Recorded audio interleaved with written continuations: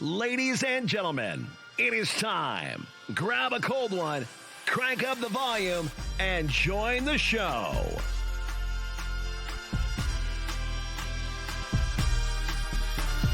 Welcome to NBNR Live.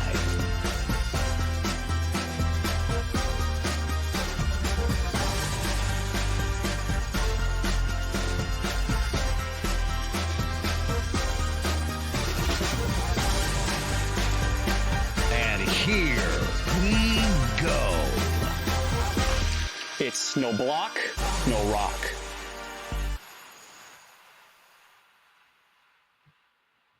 Go Big Red indeed. No block, no rock. Season 5, episode 3, coming at you from the NBNR studio in Omaha, Nebraska. Fellas, we've got a slate of guests that we're going to have on our episode tonight. So before we get all these people joining, should we just say who they are? Just start off? Yeah. Okay.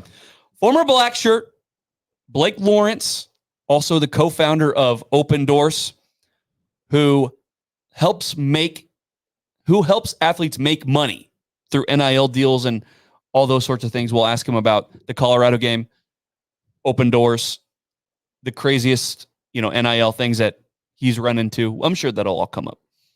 And also, we have the play-by-play announcer for Northern Iowa, JW Cox. So we'll ask him about his Panthers and what you should know going into Saturday night's game.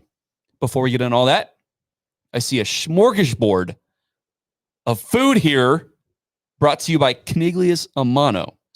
I had the meatball sub, and, dude, I walk in and there's like just 4 sub sandwiches just waiting for me. And they're like, all right, get one. I'm like, geez, there's the sub sandwich. There's a Philly. What else is there? There was a meatball. Meatball sub is what you had. And then there is the Italian sausage with peppers. So it's pretty much like an Italian Philly almost. You got the Italian sausage with the peppers and the cheese on top. Fantastic. I tried that one and I had a little bit of the meatball. Fantastic. Dude, the Italian sub, 10 out of 10. 10 out of 10? Absolute 10 out of 10. Oh, yeah. Yeah. Safe to say, chef's kiss. Chef's kiss. Caniglias Mano, located in Papillion. Give them a ring. Look them up. Follow them on Facebook. Go get some from Caniglias. They got some pizza. Just all types of Italian things. The pizza was great too. We had pizza a few weeks ago. That's fantastic. It's the best pizza in Omaha. The wings were fantastic. Yeah. I had the pasta salad. You guys don't look like pasta salad guys to me, but I ate the pasta salad because I wanted to be able to talk about it. That might be the best pasta salad I've ever had in my life. So if you had to use one word to describe the pasta salad, what comes to mind? Sweet. Yeah. No, you eat like a pasta salad. Sometimes it's really like vinegary. You get the oil and the vinegar and all this stuff. No, it was like a sweet vinegary taste. It was good. Okay. It was fantastic. Nice. So, yeah. Okay. I would recommend. Absolutely. Okay. Caniglias, thank you. And Nebraska Brewing Company, I am drinking Squeeze the Day, the lemon zesty beer. Tastes good on a day like today. It's not going like we had a taste of fall weather there for a second, and now it's just not that anymore. It was Fool's Fall. Fool's Fall. Yeah. Just like Colorado was Fool's Gold. Hey, we're going to get into that. I thought they played great for what I wanted them to play. Yeah, they did exactly what I wanted. To say, where's Connor going with that one? No, they did exactly what I wanted. You landed the plane, as they Barely. say. Mike, what are you drinking? I'm drinking the best beer brewed at Nebraska Brewing Company, in my opinion, the EOS Hefeweizen. If you go into the tap room, they give you this large glass. It is the best beer on tap, and it is also the best beer they can.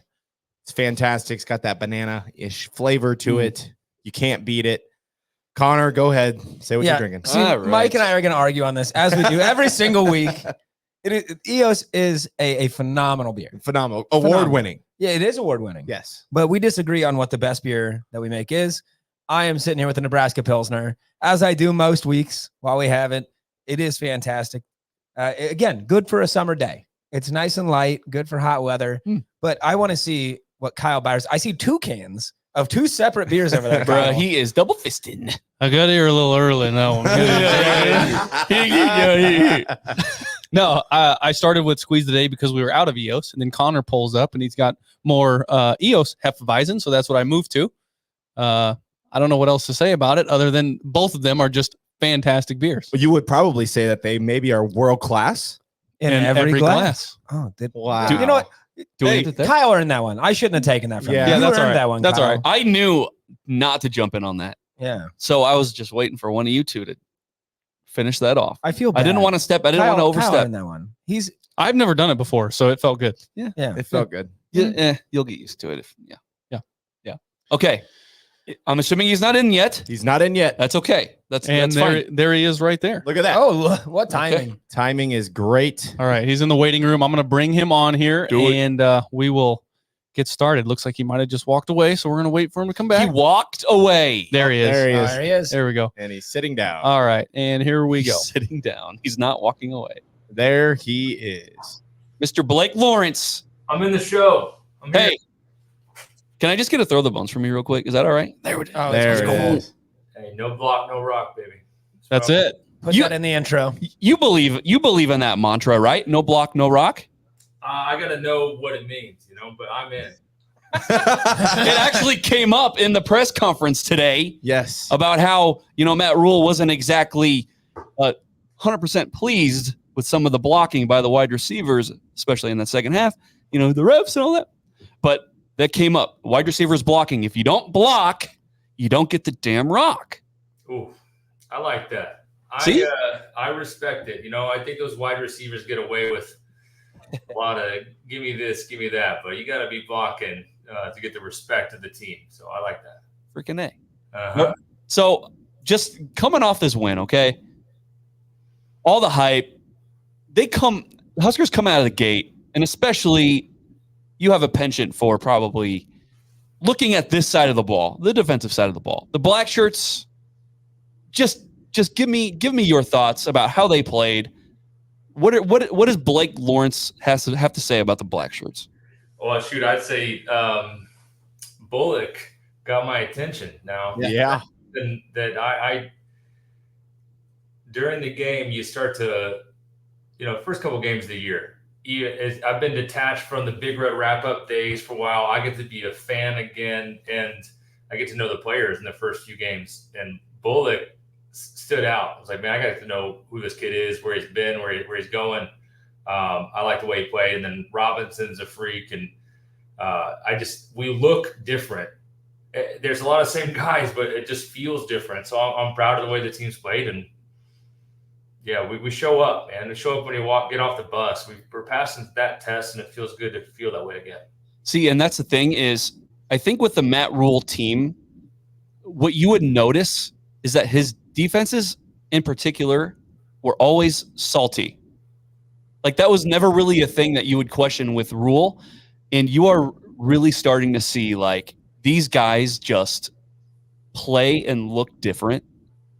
I got to get used to it a little bit. I got to get used to it. No, and it's a little bit of swagger too, right? Again, it's just, I think the Rule said himself, there's kind of that first year, when Bo Pelini came in that first year, we were all dumbfounded with what had happened with Coach Callahan the year before, right? And so you're like, there's a lot of hope. I hope this works, right? And now our first year under Bo, we won 9 games. It's a little different than last year, but if we would have made a couple field goals, maybe win 9 games last year too. But then, Rule said this, it just turns into belief. It goes from hope to belief, but there's got to be enough, trending in the right direction. We believed right away with Bo. I think you can see a team that feels like they believe in the system just 2 games into year 2, but they got the right kind of structure and confidence with them. So for a long time, the Nebraska team has been referred to as the all-bus team. I think that's been like. Are you guys drinking beer? Oh, we absolutely are. We're sponsored by Nebraska Brewing Company. Oh, my man. Please get one. Get one. Oh, Blake, you were supposed to be here in town drinking with us at Nebraska Brewing Company. He's got his That's a Lagunitas IPA. I can see that from here. Yeah, I'm sorry, Nebraska Brewing Company. I'll just call it a Nebraska Brewing Company.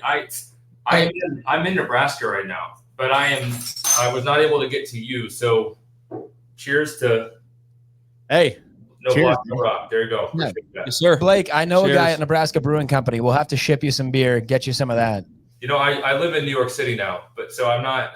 If they can get it out there, then I will become the new distributor. Hey, I'm sure I know a guy who can get you that. His family owns the place. Yeah, my family owns the brewery.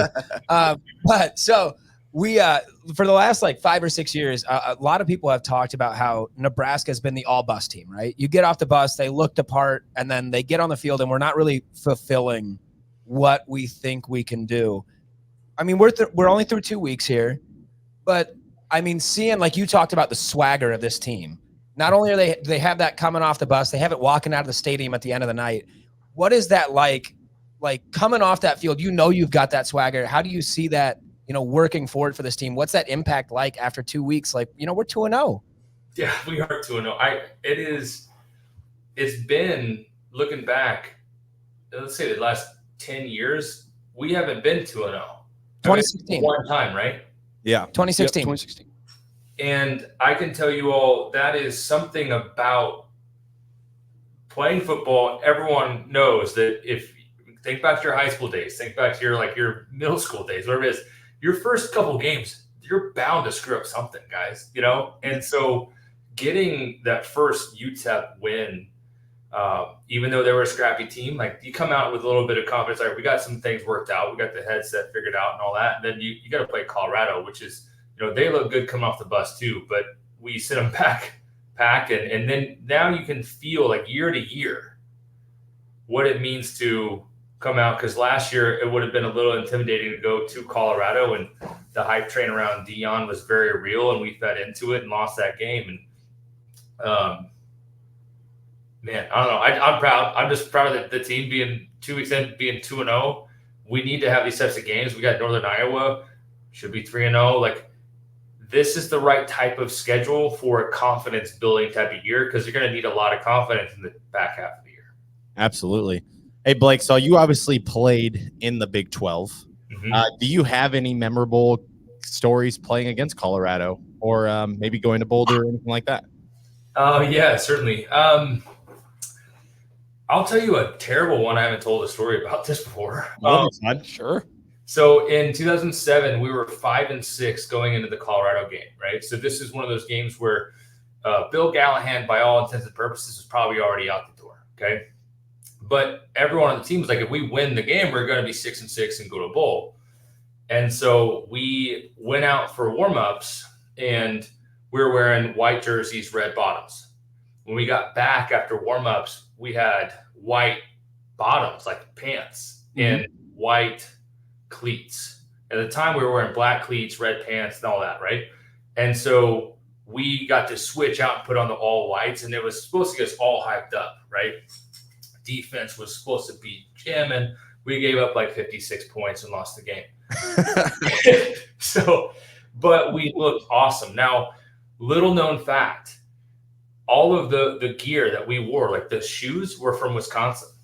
So Wisconsin's Adidas, right? And they wore whites on the road. So we had, I guess, worked out some trade to get some white Adidas shoes that were all, made for Wisconsin players that shipped out, and we wore those in that game, and we lost. But do you blame Adidas for that loss? Because I would. Hey, we call them the surrender whites, brother. Those were not a good uniform combo. I don't think we win in all white. Yeah. Hey, so are you as, I guess the story by you makes me a little more gung-ho in this, but are you as anti-Adidas as we are? Like, are you allowed to say that? Are you allowed to give your opinion on that? No, I'm not allowed to comment on that. That's fair. Blink once. Let's. We don't have to be anti-Adidas. I know you said they were originally made for Wisconsin. Can we be anti-Wisconsin? Can you do that? Well, actually, technically, no on that either. But guys, I'm in a really interesting spot. I don't know if you guys have been following, like Opendorse. We are partners with everybody in the country, and some of the biggest brands on the planet. Adidas is we're very close with those folks. So okay. So we can be not talking about any specific university or any specific brand. We're anti those cleats you had to wear that day. That single. Oh yeah, those were definitely ones that they didn't help us win, guys. I mean, help you win a few games, I'm sure, but that was meant to motivate, and it did not help. Maybe if it did, maybe we'd have a little more Respect for Wisconsin, maybe. No, never mind. What is it? no. 9 years right now? I think you. No, it's Come 10. on. It's 10. Oh, it is 10. It is Yeah, 10 in a row It now. has hit double I'm- digits. I don't Yep. like them, but I do have to respect it. Yeah. I'm sorry. I do. Well, okay, so Blake, you had mentioned that you now live in New York City. You know, knowing your story, you're from Kansas. You come to Nebraska to play football, and now you are living in New York City of all places. Like, did you ever see your life panning out like this? I'll tell you, I mean, I know that you guys cover recruiting, you cover the team, you cover the experience, and not to get sentimental with it, but I think anyone that's listening to this podcast, you guys know this, like there's something special about this place. And I like that my story and that of Opendorse and her dad, these companies that we've started really all starts with me deciding one day to go to school at Nebraska. And so for me, I got recruited across the country and I fell in love with the fan base in Nebraska, knowing that I just felt as if it could change my life. And that has been the most true statement of my entire life. You know, my youngest brother is a 4-star recruit in the 2025 class. He's committed to Kansas State, right? So Nebraska did recruit him. He's, but going through the process of watching him get recruited, it just brought me all the way back to those early emotions and decisions you make when you're just a kid, and you put your entire life in the hands of a program and the people around you. And man, that's it's interesting, right? Because then I think back, I'm 17 years removed from that decision, and everything I have in my life, this office that I'm in, which is 1 block from campus, the 80 people that we employ, my wife I met at Nebraska, and it's given me everything that I've ever wanted and more. And you have no idea the impact of a fan base when you're 17 years old, what it can do for your life. So I would have nothing without Nebraska. And so I hope that I can give back as much as I can to Nebraska and its fan base through what I've learned. Speaking of giving back, obviously you and Mr. Adi Kanalik started Opendorse. Yeah. And that is like the ultimate giving back thing. Can you tell the listeners a little bit about Opendorse? Obviously, NIL, the landscape is constantly changing. But can you tell us kind of the vision of how it started and maybe like where it's going now? Absolutely. Yeah, this is fun. So Prince Amukamara, okay, I'll take you back. So after I was done playing football in Nebraska, I started a social media agency, Adi Kanalik and I did. And it was basically helping athletes and businesses learn how to tweet and use Facebook and Instagram and all that, okay?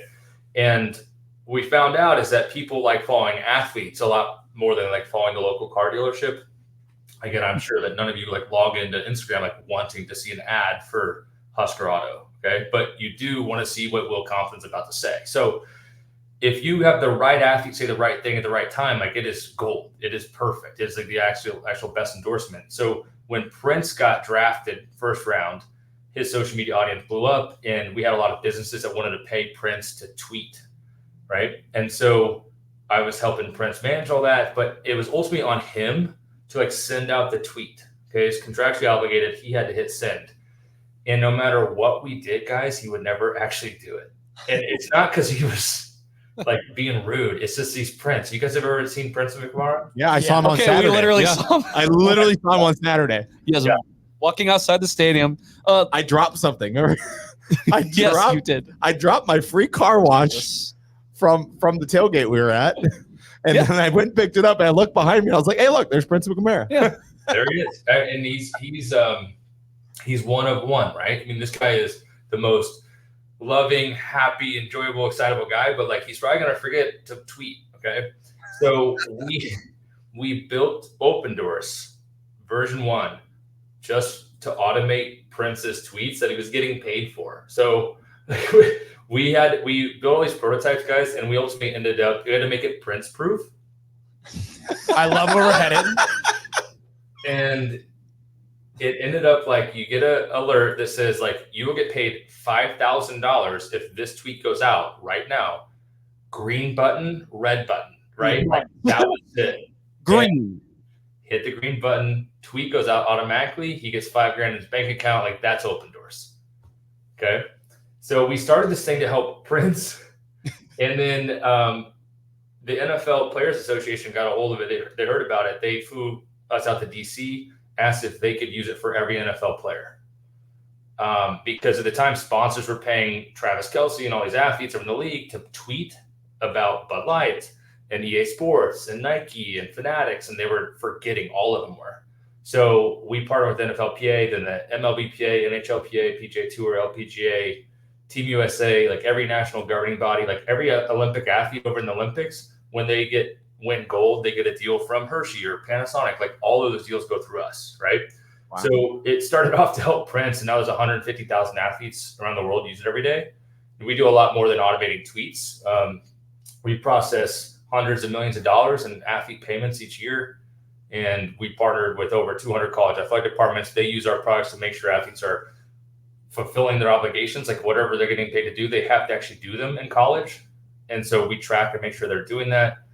We get a lot of insights. So if you have thought about NIL, like these athletes are getting paid, they literally are getting paid. But you have to ask yourself, like, how are they getting paid? Are they getting Venmo? Are they getting handed checks, cash, and bags? No, like they're getting paid through Opendorse in most markets. So that's, we're behind the scenes. But it started off to help Prince, like make sure he sent out tweets on time. And now, again, it's 12 years later. Could never imagine it be as big as it is. And we've raised over $40 million in venture capital. It's like a real thing, guys. Pretty cool. So and I'm just going to make a joke here. Yeah. Let me do it. Right there. So basically, all the success that you've seen is due to Prince Amukamara's incompetence. On Twitter specifically. Thank you, Prince. Thank you. I will say that we don't use that incompetence as a word. Ineptitude. There was an opportunity there to make it as easy as possible. Yeah, that's what I'm talking about. You saw a lane, and he said, "I'm just going to ram right through that sucker." That's it, man. Yeah. So does Prince get royalties or what? Yeah. He is an investor, you know. Okay. Smart man. He's doing well enough, I think. Probably. Yeah. So, my question, like as far as Opendorse goes, obviously from your time in college, NIL was not a thing. Mm-hmm. Was that a weird adjustment as you've gotten closer with working with college athletes? What was that kind of like from your mindset? Yeah, I think I'll tell you a story. We do these education sessions. So we've got these hundreds of college partners. They invite us to come and educate athletes on NIL. Like, what does it work? How's it work? How do I manage my money? That sort of thing. So I give this education session to a Power 4 school in the Southeast. And I tell them, you get paid, say, $1,000 for an appearance. How much should you set aside for Uncle Sam? And I talk about you get paid $10,000 over the course of a year. How much should you set aside for Uncle Sam? And I go through this whole presentation, and one of the kids comes up to me. And he goes, "Mr. Lawrence, thank you for coming here. I've just got one question for you. Who is Uncle Sam?" Like, who is this person that is going to take my money, and I need to be prepared at any time for Uncle Sam to take it from me, right? Yeah, you're gonna learn today. Yeah, 100%, man. Why do we call him Uncle? Exactly, bro. This gentleman was very, it was cute, but also that'll open your eyes to the realization that in most professions, you work your entire life to reach your peak earning potential. In the world of big time college football today, there are a lot of individuals that are going to make the most money they'll ever make in their life from the ages 18 to 22. And they are 1099 employees, meaning there's no tax withholding. And so we are seeing situations where athletes are spending all of it. That's not good, especially when Uncle Sam does come knocking and saying, "Hey, you owe us 36% of everything you earned this year," and that money doesn't exist. Right. The other part of it is I just want you guys to think, picture yourself in college, picture your bank account, then add 3 zeros to it. Oh my god! Damn, I have $400 at this point. Yeah, right. Yeah, exactly. That is a big number. But again, honestly, $400, even in college, that's a lot of money, guys. I'm telling you, everyone in this world was $100 in college is a lot. Now, 100,000 it's not even fathomable. So we're trying to do a lot of financial literacy, education. Again, we can't withhold taxes for the kids, but we're trying to do a lot to make sure through the app, like they're at least made aware of what they should be saving. Have you partnered, like, do you have access to like accountants or anything like that for these kids that are going through this right now? Yeah, we partner with U.S. Bank to do financial literacy for the athletes, so they can get access to a bank, financial advisor through the U.S. Bank system. There's a lot of local collectives in a lot of markets are serving that role. That they're paying them, but also helping them manage that money. So we ourselves are doing a lot from a virtual. We're an app, right? We're in their pocket. So we can provide them as much as they can through that app, but there's a lot of financial advisors and accountants that are getting involved in the game of NIL, which is good. Kyle, do you have any questions or comments in the chat at all that you think are worthy? I mean, They're probably about the game. yeah, a lot of people are talking about Colorado. Yeah. Okay. But as far as like Opendorse is concerned, no, there hasn't been any big questions in here. So yeah. All right. Well, we can do this, Blake. We're gonna let you get out of here soon. Here, let's now that you've seen Nebraska go 2-0 for the first time since 2016. Mm-hmm. What is your record prediction for the rest of the season for the Big Red? Oh boy. I got us. I'm trying to like picture the schedule. You guys, I should have some support here. I feel good about us getting to Ohio State, right? I think we'll make us 6-0, 7-0? 7-0. Yeah. 7. Okay. And then give me a 9-3. Give me a 9-3. Oh, Now, Blake, the question, there's only one guy in this room that predicted 9-3. Oh boy. Oh boy. Yeah. It was me. Well, okay. So thank you for being on my side here. well, Blake. So we are huge proponents here of when you are given new evidence, you are allowed to change your mind. Okay. So Mike and I, we were a little more skeptical coming into this year. Have to be. And I feel like what we've seen in the past 10-ish years, it's been warranted. But question for you though, after what you saw on Saturday, like did it change what your initial prediction was, your outlook, or did you kind of expect Nebraska to come out the gate and swallow Colorado like they did? I mean, we're all friends. We're being honest, right? Yeah. Absolutely not. Like I expected a complete debauchery, something stupid to happen. Yeah. Yeah. I'm telling you straight up, there is no version that you can trust. And it's not even the team. It's like you could change the players, guys. It's been 8 years. We've changed the players. Yeah. Yes. It's like the ghosts running around the field, messing up every play. Like, is it still here? And that's in the second half. I'm like, it's here somewhere. Like, and then you saw that little dinky dunk pass to Ramir. Like that was in the first half, but for the touchdown, Yeah. guys, in every sense and degree of this whole history of the last decade, that's like a pick six. It's not even like a touchdown for us. Like it's a pick six with an injury. Right. With an injury, you got to add that cherry on top, don't you? I'm serious. Like, so it's hard to imagine that any of us as Husker fans can like enjoy the moment as much as we maybe used to. Yeah. Because you're kind of waiting for like something weird to happen. Yeah. I mean, you were up 3 scores in the second half, and you're still sitting there like, oh, I don't know. Something's going to happen. Yeah. Yep. But that's all right. I mean, again, good teams win in the second half. Good teams stand out. We are looking good. We have a ways to go. But I'll also say, like, a quarterback, I witnessed this too, guys. Like, when I got to Nebraska, Sam Keller was our quarterback. And Sam Keller, from the jump, guys, was the coolest person I'd ever seen in real life. Sure. Oh, yeah.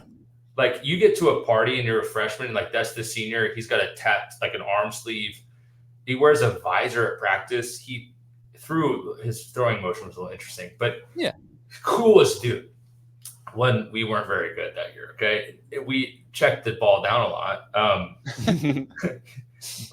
And then I saw Joe, like the next year, Joe Gans was a baller, guys. Like he was very good. Mm-hmm. And it gave everyone on the team a lot of confidence. Like, oh, Joe's got us. Like he's gonna get us out of this, or he's gonna like get us down the field. And I think having confidence in your quarterback, there's something that has to be known by fans, is that if you look at Dylan, like Dylan's going to help us get out of this one. You know, he's going to help us get down the field, and that can change the entire feeling about a team. So I think we got something in that guy, and it helps the entire team.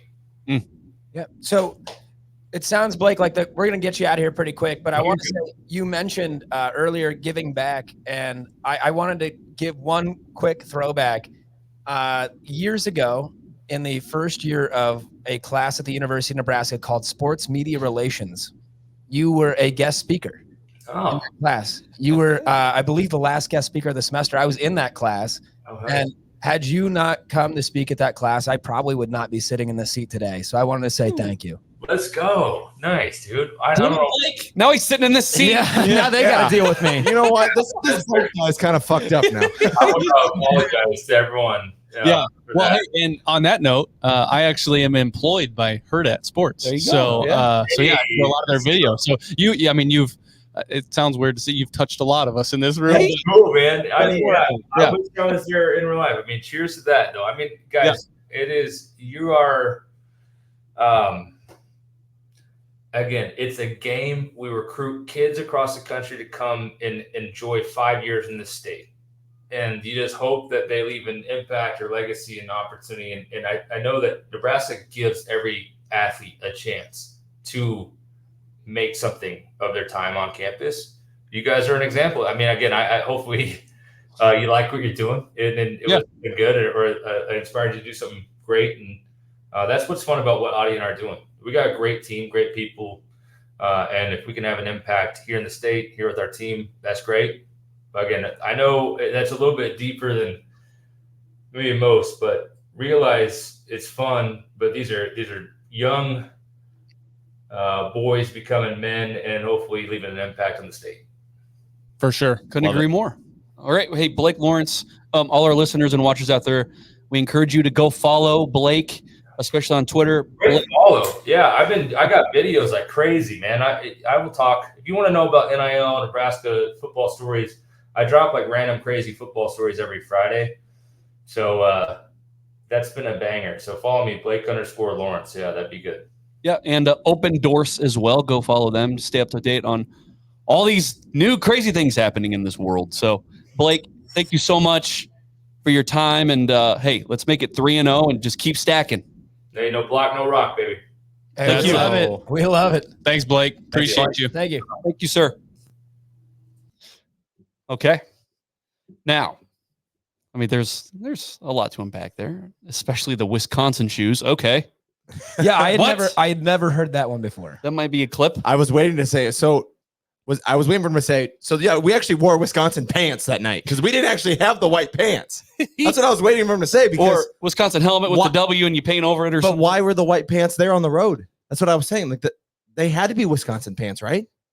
Just odd, very odd. Because he said they were normally wearing red pants. Yes, and they were warmed up in red pants. So that's what I'm saying. Why were the white pants there? Who knows? That's kind of a fun story. Okay. We didn't really, I mean, I think we were just so dumbfounded by the shoe thing that we didn't really. That's where my brain went. Is it? But Okay. I mean, I think that was an awesome talk with Blake. Yeah. We're gonna take a quick 1 minute break, and then we're gonna talk to JW Cox. JW Cox. and we will preview Northern Iowa. Yep.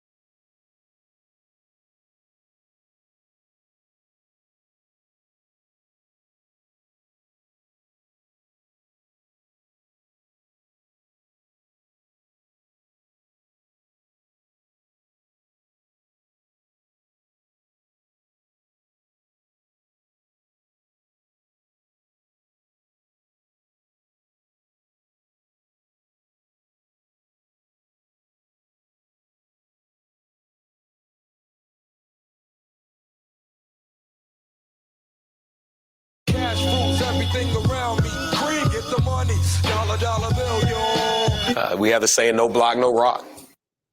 Thank you, Method Man, and thank you, Troy Walters. I asked Kyle Byers to bring in our next special guest. As he comes in, he's added onto the stage here. There he is. We have with us JW Cox. He is the director of broadcasting over at Northern Iowa. You covered Northern Iowa football. We want to thank you for coming on. Hopefully we'll get to know these Panthers a little better because of you. Yeah, absolutely. I'm glad to be here. Glad to spread the word about the Panthers going into. I'm looking forward to this matchup. It's going to be exciting for me, exciting for the players, exciting for our fans. Certainly, just to experience everything the Memorial Stadium has to offer. Yeah.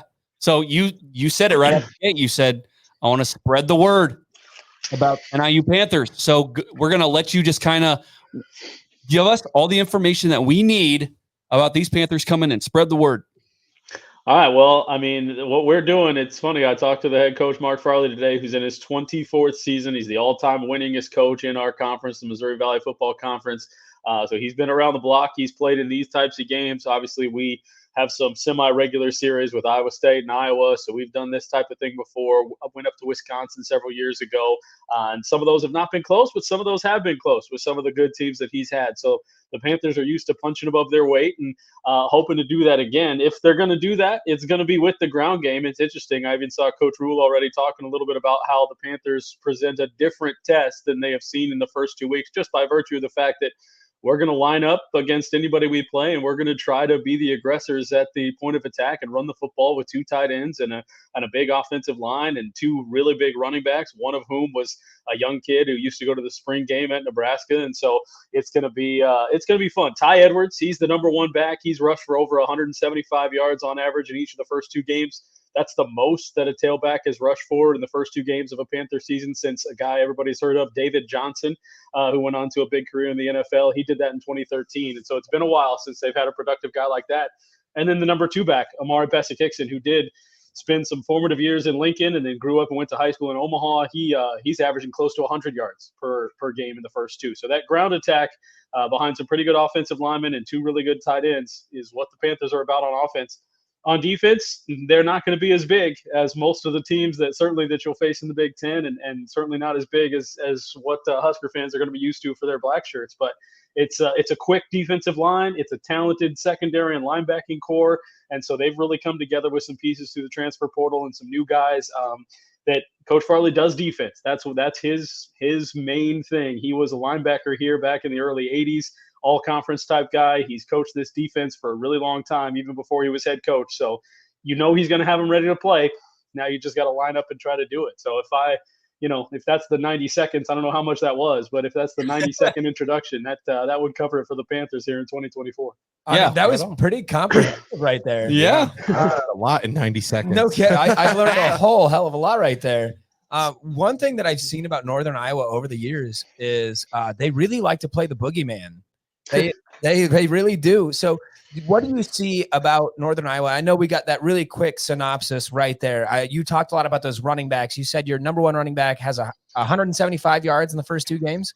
No, per game he's averaging. So he's got up over, per game. Sorry, that's what I meant, phrased poorly. Yep, I got you. Yeah.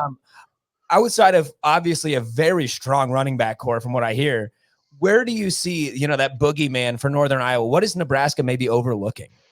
Well, it would be the pass game, and I wouldn't say they're overlooking it, but I think the thing that is yet to catch up to the run game on offense is how good our wide receivers are. We've got a first-year quarterback, a guy who's never started. He's now started 2 games, and that's under his belt, and that's been the part of the offense that has lagged behind a little bit, figuring out how to get the throws on time and put those receivers in a spot where they can do some damage. Because on the outside, there's a guy who's a senior and one of our captains, Sergio Morency. He has been an absolute bomb threat over the last 2 seasons, and he has figured out ways to torch defenses in our conference down the field. Another kid who's in his sophomore season, played as a true freshman last year out of Pennsylvania. I'm not really sure how he ended up with the Panthers because he's 6'3", he is approaching 200 pounds, and he is quick and silky smooth.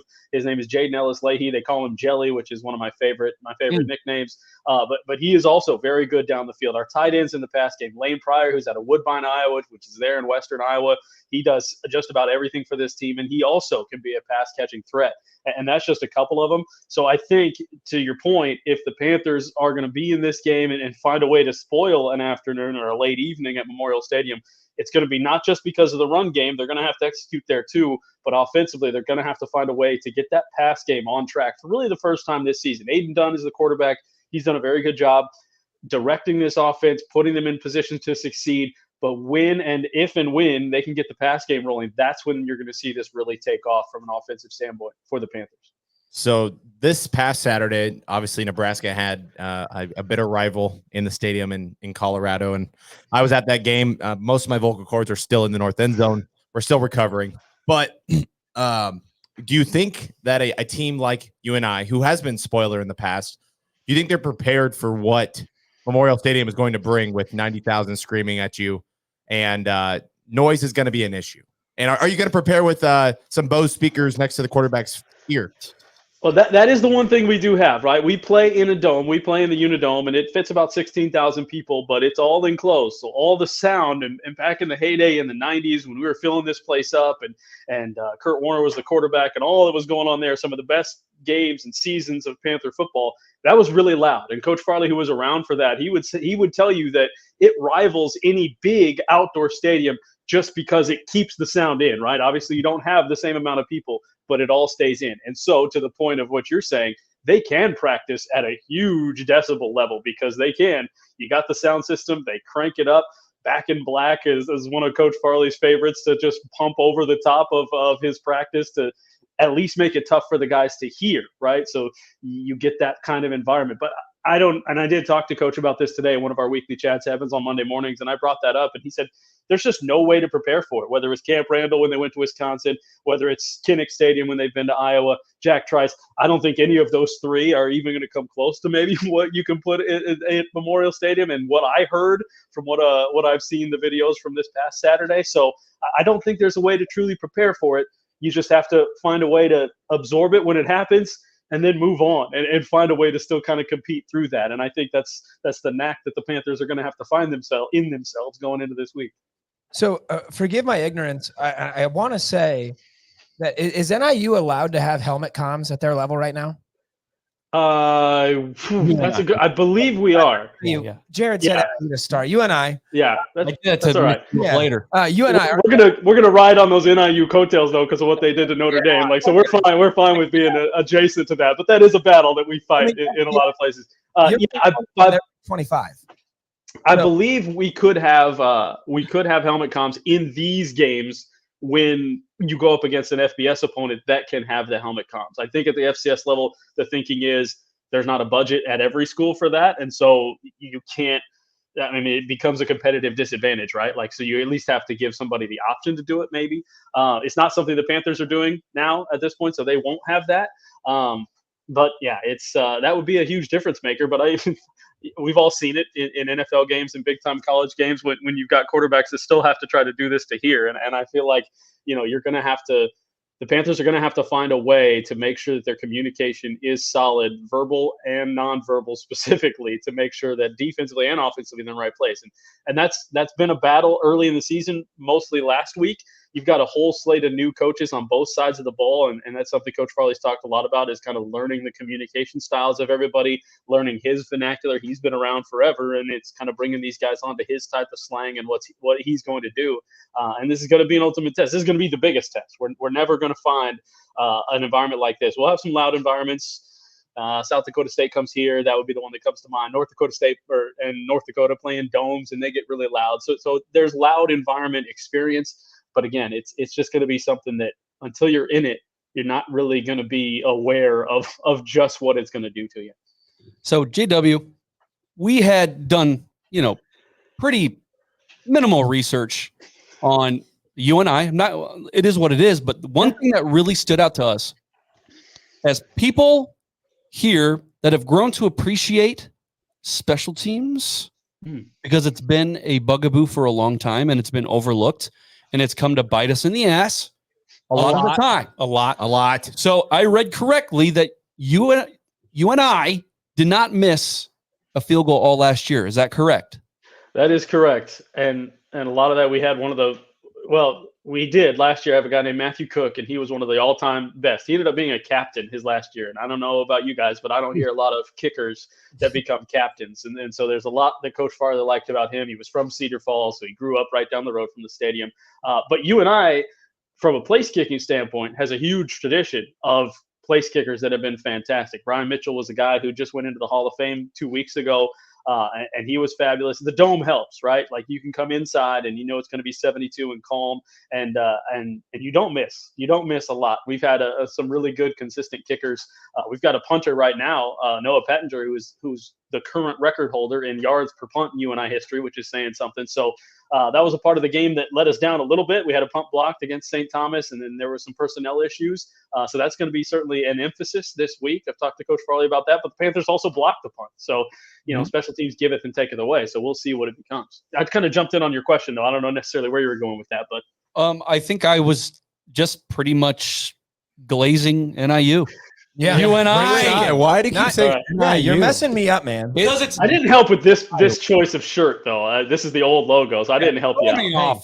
It's your fault. I'm blaming JW. In their respective leagues, UNI is ranked higher. You give them their respect. For now. Yeah, I'd love to play Northern Illinois in football. It'd be interesting to see where that goes, but we don't play a lot of MAC schools. I don't. MVFC versus MAC doesn't happen a lot. Yeah, I mean this just is terrible timing based off of what happened at Notre Dame. It's terrible timing. It's at the top of everybody's freaking heads. I see that dude, that former Husky player. He's watching the game in his basement, and it's a whole like sentimental thing. So I'm sorry. That's all right. I'm not overlooking UNI. I swear. We have Mike and I. We have Iowa friends. We have Cyclone friends that have just ever since this game was on the schedule, they've been saying, "Watch out, watch out." Yeah.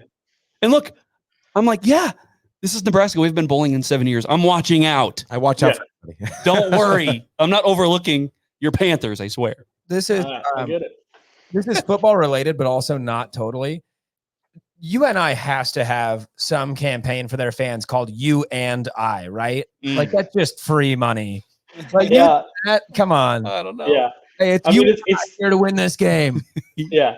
It's kind of built into the fight song too. You and I fight, like you and I fight together, right? That's how I've always kind of took it. So yeah, it's not as on the nose as making it and putting it on a t-shirt or something, but yeah, if you run it together, everybody knows what you're talking about. I do have a quick question. We just had Blake Lawrence, who is the founder of Opendorse, on the show, and we were talking to him just kind of about NIL and things like that. And I think something had been mentioned just about UNI's NIL compared to like the rest of the conference and the rest of, FCS. Like, can you kind of get into that a little bit if you know anything about it?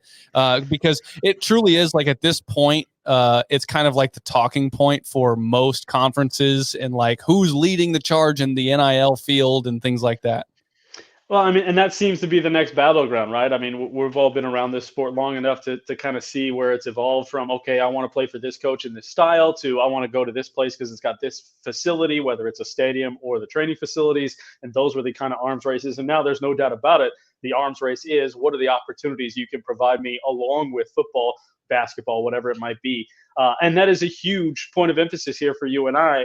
Over the last even 6 months, we've had a new athletic director step in, and she's made it a point of emphasis. One of the spots that we had to fill in the athletic department is going to focus almost solely on those NIL partnerships and how we can best maximize that for all of our teams. So it's a huge battleground, even at the FCS level, where the numbers aren't the same and maybe the opportunities aren't the same, but we're looking out for those opportunities. Opendorse is a partner for all of our athletes, no matter the sport. They can go on there and create a profile, and businesses and community groups can all find them and help make those connections happen. So that's been good for us.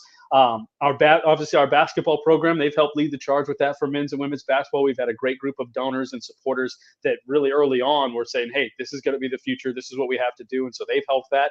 And that has helped football kind of shape their vision of what they want to have for a collective, for NIL. And I think everybody's kind of pulling in the right direction. But as you know, it's such murky, sounds like a bad term, but it is. It's murky right now. What can all happen, when and where, and whose plate it's on. But I personally, if I was grading what you and I was doing, I think we're on a really good track to put a plan in place and give the athletes that come here, the student athletes that come here, the best opportunity to capitalize on their time here, no matter what sport they're doing. Yeah. I mean, it's like the ultimate talking point is like, where do we sit in the rest of the conference? Because ultimately that's going to give you an advantage. Yeah. So yeah, I was just kind of curious, like where UNI stands on all that, because it's kind of like the talking point right now when you're talking about comparing yourself to other programs in the FCS and in your guys' division. Well, and what's interesting, and when I talk to players about almost anytime I interview a player, I'm always curious about, hey, why did you choose UNI? Because we get a lot of Iowa kids, but the recruiting base has expanded. It's expanded quite a bit over even the time I've been here and the years just prior to that outside of Iowa, and they all talk about, we've seen proof positive that this can be a place where I can grow into a player who, if I want to, I can try to play at the next level. And now it's not as many skill position players are going to come from UNI, but we've put a lot of big defensive linemen, offensive linemen into the league. And so you mix in the NIL portion of that, and all of a sudden UNI's got this track record of, yes, we can help you advance to where you want to be at the next level. And while you're here, we can help you maximize your experience. And that could be a good recipe for, frankly, getting back to competing with your South Dakota States, North Dakota States, the teams that have rattled off national championships at this level, who are in our backyard and we have to tangle with every single year. That's going to be one of the keys to making sure that they followed our blueprint. When they came from Division II to this 1AA level at the time, they were following the blueprint of what Northern Iowa did in the early 80s. And so now we need to reverse that and figure out how we get back to being the team on top. And I think we've got a path forward and a road to do that. Tell me if I'm wrong. With transfer portal, NIL, all this stuff, right? And you've got all these guys that they come in, they think that their shit don't stink when they get into a Division I Power 5 program. And sometimes this transfer portal fills up so much, there's not homes for these places to go. I feel like that isn't such an advantage at the FCS level, that the amount of talent that could be coming down now to the FCS level, just because guys think there's greener pastures. And with NIL and transfer portal, those opportunities, they might not exist in FBS anymore, and they have to go down the FCS route. Yeah, and I think that's been something that has been eye-opening for the coaches, and I applaud our coaches across all of our sports, because this has certainly impacted basketball too, where we had 9 guys transfer last year to go to different places and ended up bringing 7 guys from the portal and 6 guys from the portal and 3 freshmen in on that side. So that's a pretty significant portion of your basketball team when you look at that. And then football, it wasn't the same percentage of guys that you lost, but when it came to impactful guys, they were gone. And so then you have to look and see who can help me out. And I brought up Ty Edwards, the tailback. He's had a long and winding road to get here. And I think what has been the fun thing to see, whether it's Ty, we've got a safety named Jonathan Cabral-Martin, who's in his second year after transferring. He played at Central Connecticut State. Got a kid who's the other safety who was last year at New Mexico State. The ability and the enthusiasm with which these guys have embraced being at UNI, being at this level. And I think it goes back to what you're saying, is embracing the opportunity, because if it wasn't here, it might not have been anywhere. And they're embracing the opportunity that they now have to go and compete, play in what we feel is the best conference in FCS football, the Missouri Valley Football Conference, and they can go show their skills. And whatever happens after that happens after that. Because, Ty Edwards is 6'3", 205 pounds. You can't tell me that guy, if he goes and puts some numbers out, isn't going to at least make somebody raise an eyebrow and say, oh, maybe we need to take a look at this kid and see what he might be all about. So it's an opportunity. It's a culture that they can be welcomed into and be given a role. And I've been really, really pleasantly surprised and impressed with the transfers that we've seen come in over the last several years that I've been here, and what they've provided to this team, despite the fact that they may only be here 1-2 years. So we talked about, you mentioned actually that at the FCS level, obviously there's going to be less NIL money. And when you go into these recruiting things, a big part of recruiting is atmosphere. What I want to ask you is, what makes UNI unique? What is it? What's special about UNI? Why should players be looking at Northern Iowa? Well, I think 2 things, and they kind of go together. But the biggest thing for me, and this is someone who now moved here 3 years ago to Cedar Falls. Cedar Falls is a selling point. I've lived in big cities. I grew up in Southern California. I've been in a lot of different places, and coming to Cedar Falls, and I've heard this not from just me, but from players, from coaches who have been here a long time and came here from other places. coming to Cedar Falls is a breath of fresh air for a lot of these guys. The way the community rallies around the guys individually, the way the community is kind of set up to help the university succeed. Cedar Falls itself is a huge, huge draw for a lot of the guys that come here, because it's just a comfortable place where you can come here, be accepted for whoever you are, whatever your background might have been, and go play ball. And it frees them up to do just that.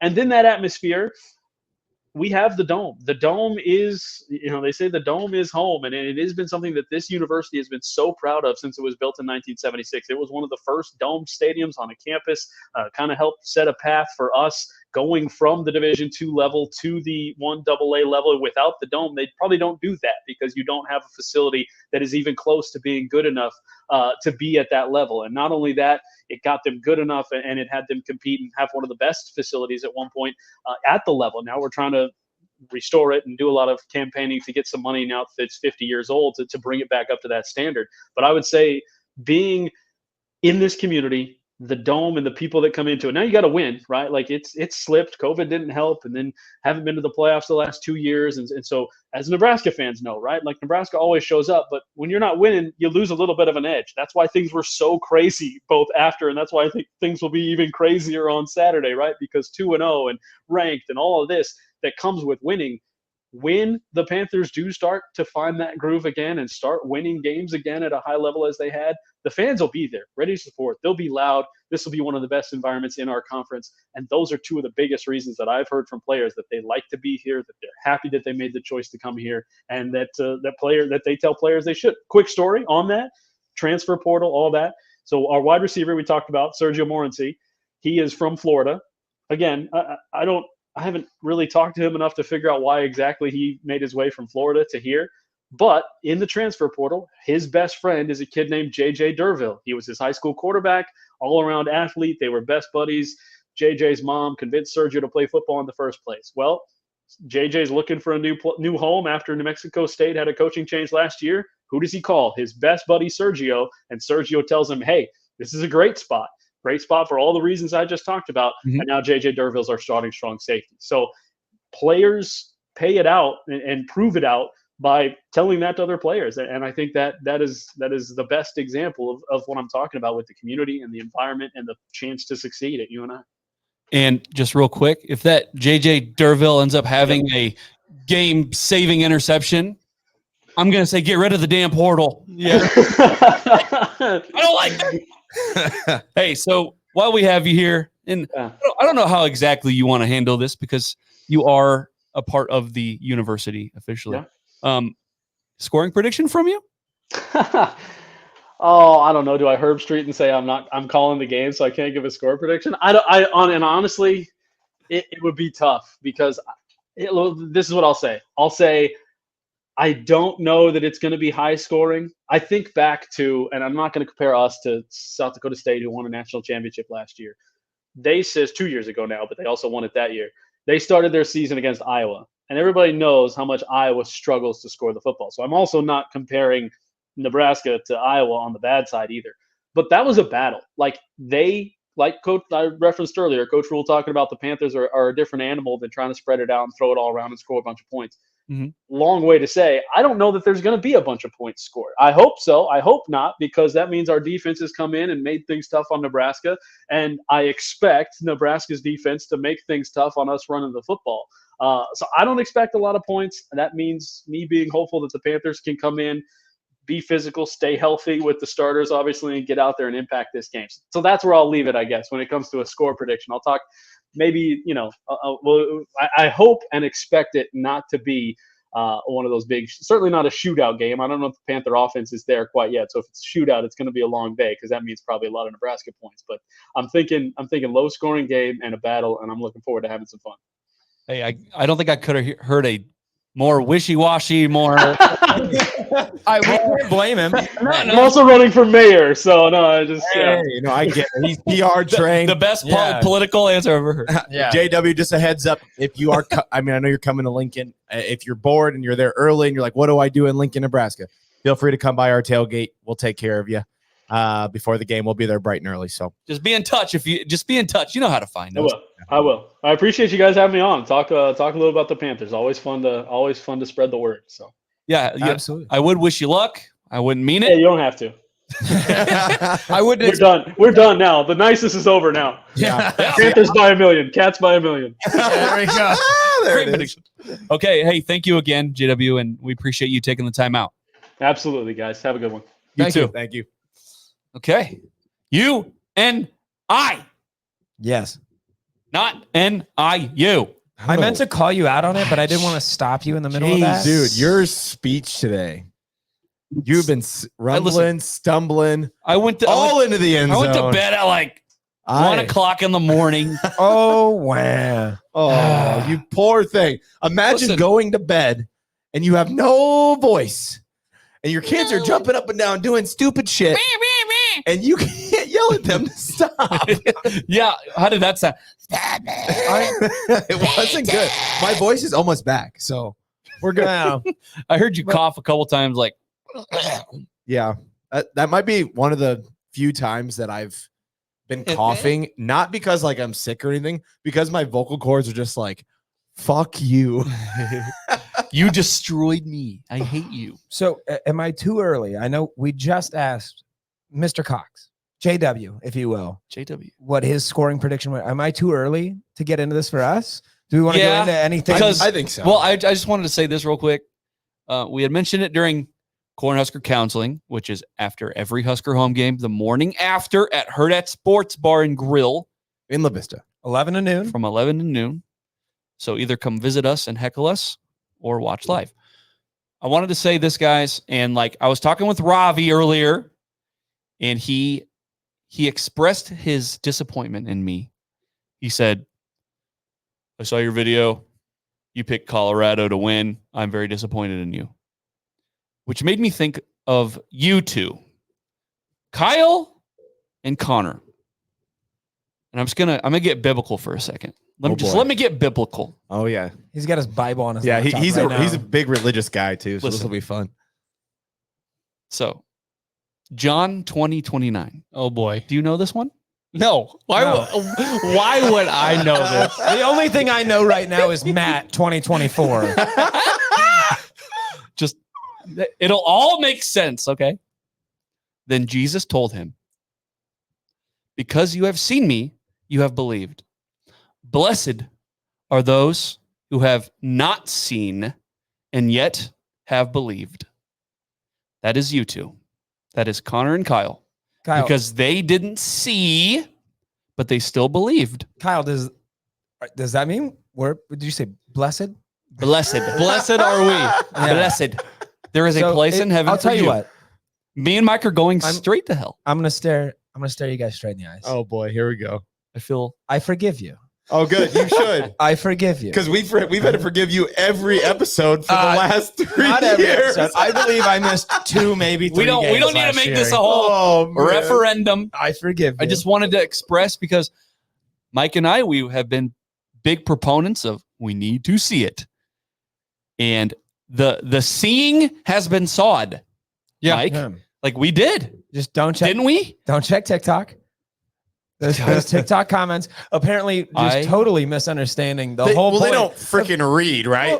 Well, that is, and I know They're this insane. This is something that is somewhat irrelevant to what we're talking about, but not really at all. You guys have been very open. You were open when you made those predictions, saying, "I hope we're wrong." You did. You were wrong. Gladly. But I would gladly be wrong. And then when you were wrong, you didn't hide from it. We point the thumb. We posted the video Yeah. after the game happened to show people that we were wrong. that we are gladly eating crow. I don't know if I'm allowed to. I know I'm blessed. I don't know if I can pass blessings on to you. Not But me. like, I think I can give you like a half blessing. Yeah. So- Blessings on to you, Mike and Jared. Yeah. Hey, my daughter got So- baptized 2 weeks ago, so I feel pretty blessed. Did any of that rub off on you? You know, maybe that's why the team won. I don't Mike's know. just dunking his hand in the holy water. No, fun fact. Oh, So Ellie, no. So my daughter Ellie, we were getting her baptized, and she's like playing in the water with 2 hands, and there's this beetle climbing around the bowl. I'm like, Ugh. that's an omen. That's not good. That's There's something That- going on that here. doesn't seem right, man. I was, yeah, that was something. So, but you still followed through with. yeah, well, they just did the dumped it on her head thing. Yeah, but beetle Wait, water. hold on. They didn't- Beetle water, Beetlejuice.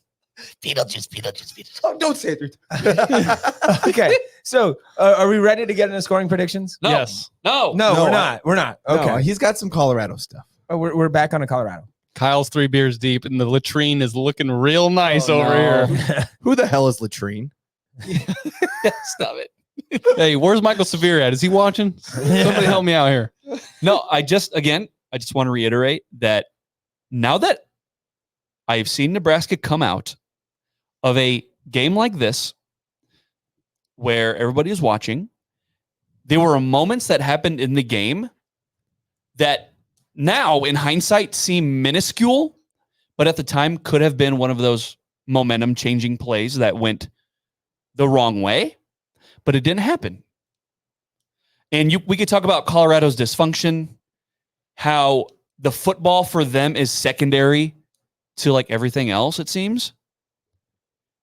But Nebraska not only did what they had to do, they made Shadur look like me. A slightly tubby, redheaded dude from Nebraska that's never played a down of high school football. I'm sorry. He looked very ordinary. He was scared. The line, Ty Robinson, Mekhi Bear, I'm not even going to name all the names because it's not fair because I'm going to leave somebody out. Holy shit. Like I think I've turned a corner just like I feel like the team has mentally. I believe in Matt. Like, not that I haven't before, but I'm there. You believe I'm there. in this team. I'm there. One of my favorite stats from that Colorado game was that Shadur was pressured 22 times in that game. And of those 22, he was able to get the ball off 15 times. And of those 15, he completed 4 for, I believe it was like 24 yards. And there was a pick 6 mixed in there. And 19 of those pressures were from 3 and 4 man rushes. Yes. Yeah. Nasty work from Tony White and that defense. Came absolutely nasty. to play, man. Do you want to hear something funny? So when JW was talking about Northern Iowa and what they're good at, they're gonna pack the box, they're gonna run the clock, they're gonna try to take the ball away from Dylan. They're gonna try to control the clock, right? My brain is like doing this weird thing, and it's like, Please do that. this doesn't sound good. This doesn't sound good.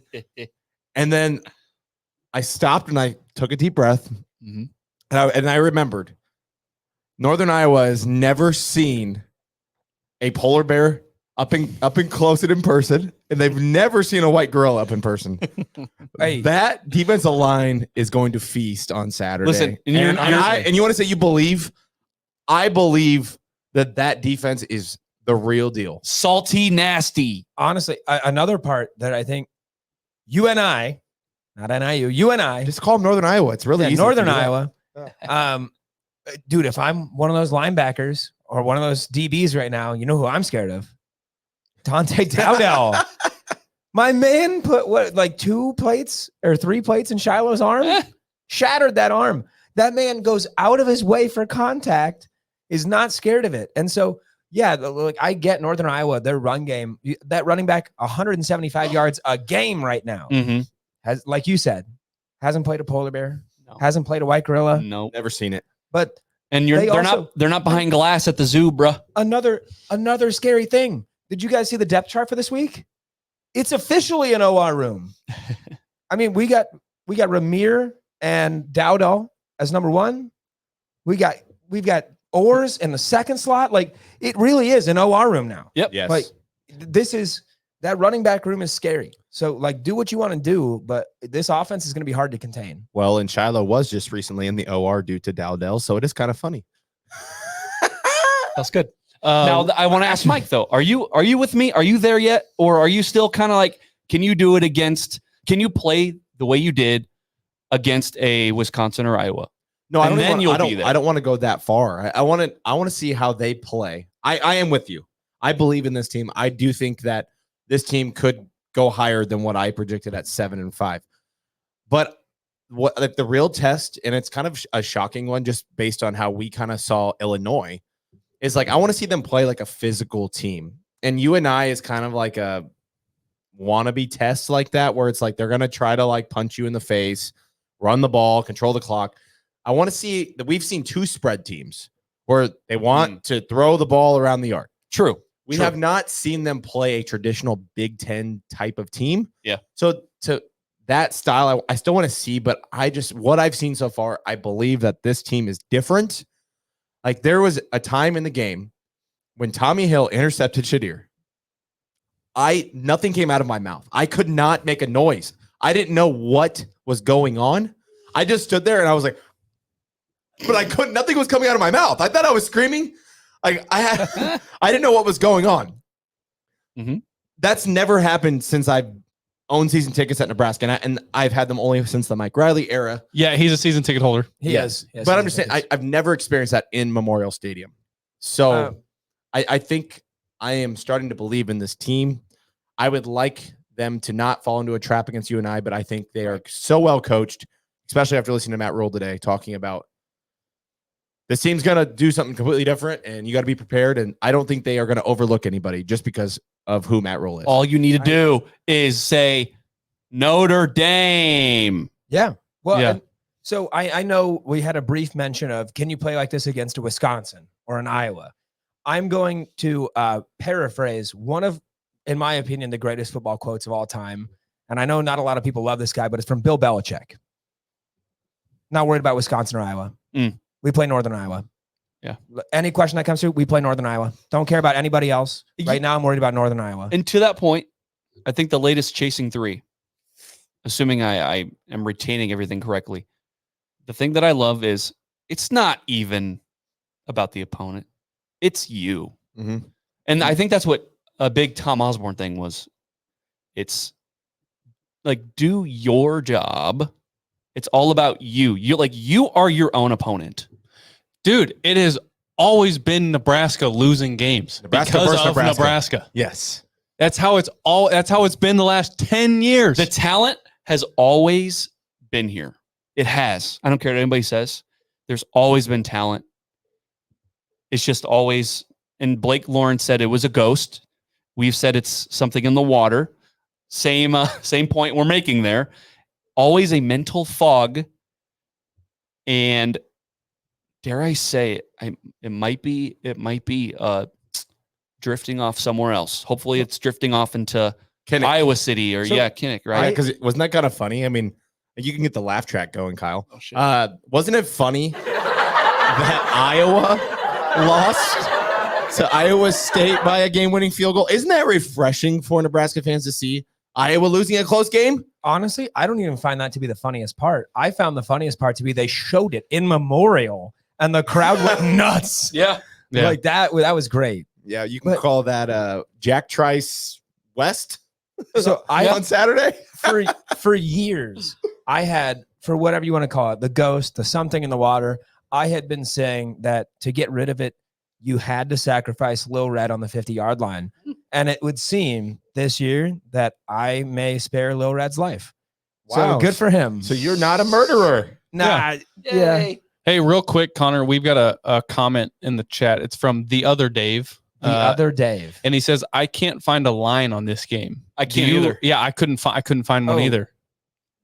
I can find one for you shortly. Yeah. So while you do that, I'll come back. Call your bookie. While you do that, I think people will look back on this Nebraska-Colorado game as the official moment when the Dion veil was lifted from everybody's eyes. I think everybody's going to point to this game and they're going to go, that's the moment when the charade, although there were sprinkles and signs along the way.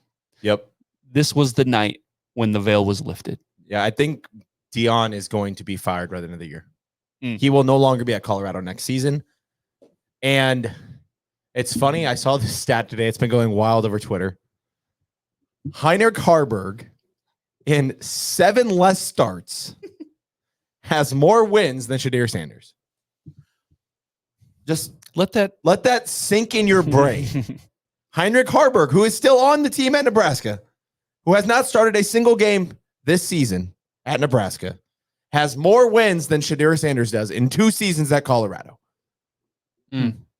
Yeah. That dude is a clown. Speaking of Shedeur Sanders, Yes. This is the portion of the show. This is the Chef's Kiss sponsored by Caniglias Mano. The Chef's Kiss moment of the game was Shedeur Sanders walking to the locker room with 2 minutes left in the game. Whatever the reason is. Yeah. Listen, my thought process was, hey, look, they know that the kids are going to be storming the field. Let's get Shedeur out of here. That's probably exactly what happened. But there are stormings on every court in America, all across the country, in fields, stadiums, whatever you want to call it.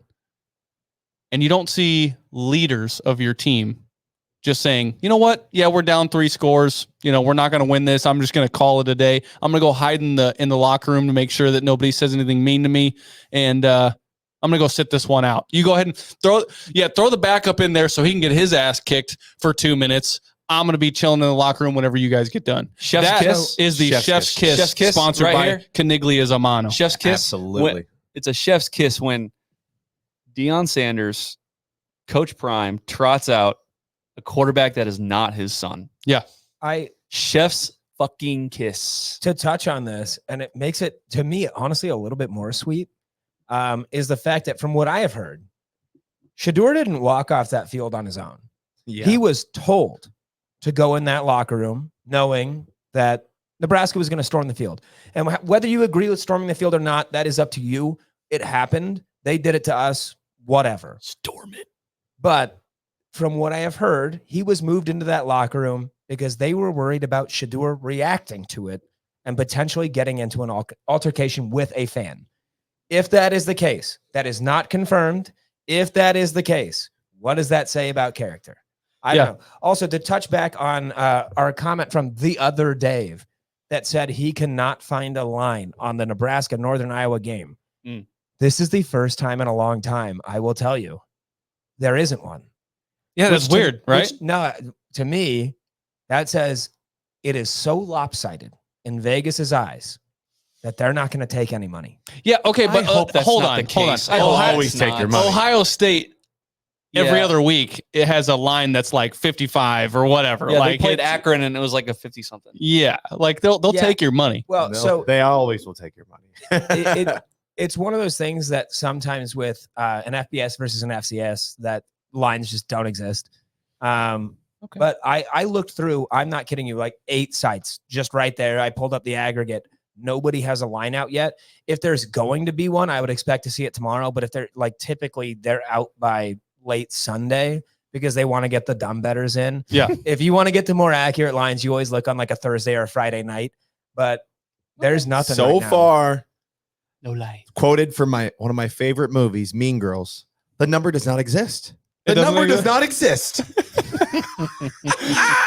Okay, so one more comment here to kind of wrap us up here is from Casey Haney. Mhm. And he says, Chef's Kiss is when Deion says he better be careful. CPS is going to come after him for letting his kid get abused like that. Right. Oh, okay. I want to point out, I know Yikes. exactly what video he's referring to. That was AI, Casey. I'm sorry to tell you this. Oh, but I didn't even see the video. Yeah, that is an AI video. It is not real audio, but I did find it funny. So, Child endangerment, Dion. Call CPS on his ass. I mean, wouldn't that be on him though? Because he put his son out there.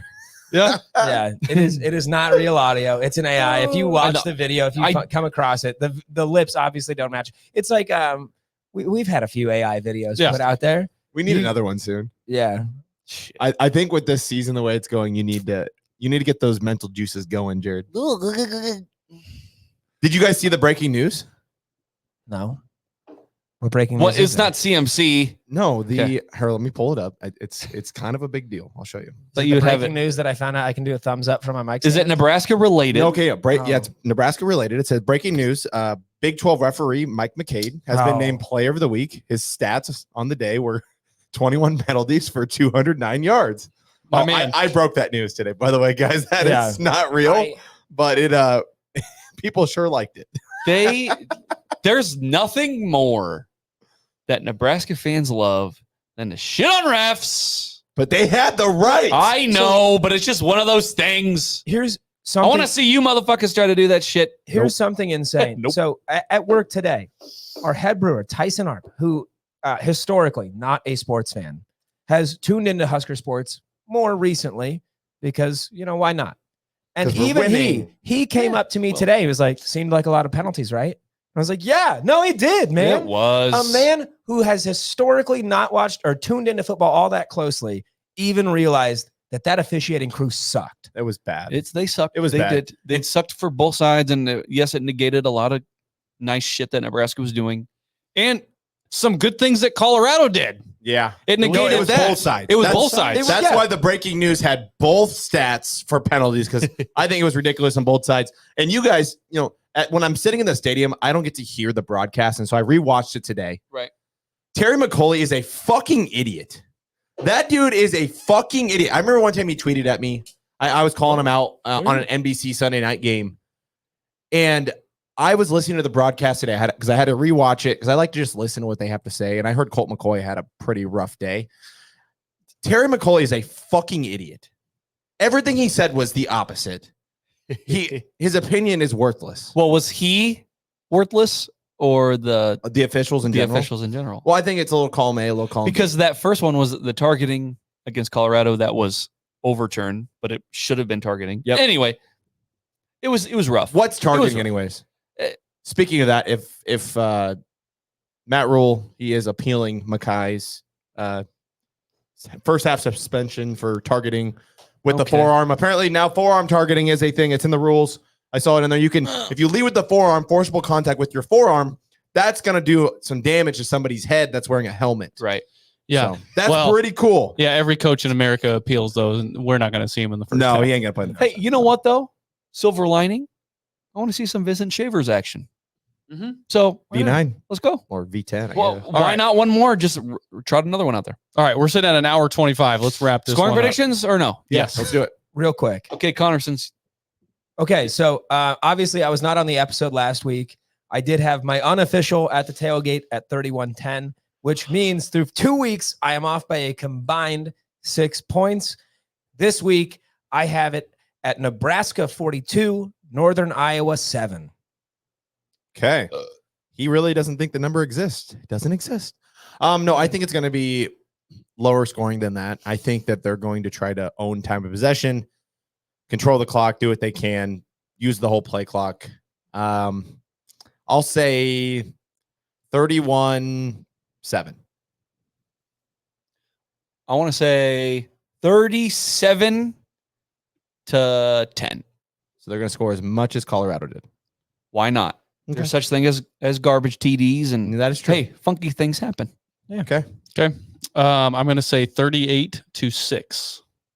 2 field goals for the Northern Iowa Panthers. That is, after all, one of the things that they are good at Yes. Not with this kicker, or though. have been Different. Yeah. in the past. Okay. Go to NBNRpodcast.com. We have merch and past episodes. And blogs, Blogs. We got Ben Audi.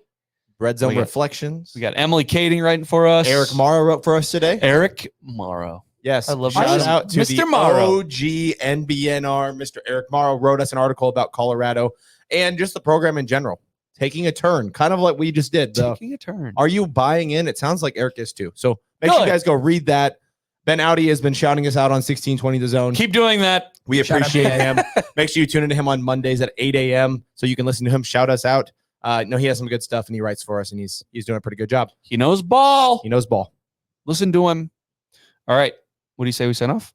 Yep. Spotify, YouTube. YouTube. Please subscribe to YouTube. Are we at Mike needs 800 his yet? face tat. We're not at 800 yet. Corn cob tier tattoo. Yep. On the way. Okay. I'm one of your hosts, Jared Hall. Mike Delaware. Connor Kavalak. Kyle Byers. As always, beat Northern Iowa and GBR.